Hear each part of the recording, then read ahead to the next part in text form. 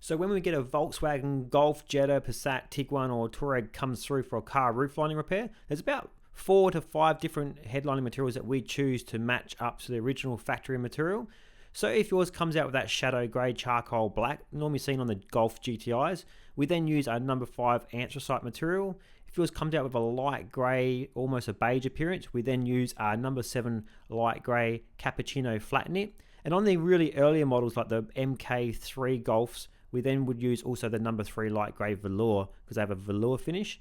Also on the Passats and the Jettas, they can come out with a beige, well not so much a beige, it's more of like a tan yellowy appearance to the headlining. We then use a number 6 light oyster flat knit or the number 8 fawn flat knit. And sometimes they can vary depending on the models to which one we use on that one. Also the Touareg, that comes out with a mid grey, so we use our mid grey, so it's a bit more darker than the number 7 cappuccino, so we use our mid grey on the Touaregs, mid grey flat knit number 9, and that's about it guys, and we'll see you next video. Catch ya.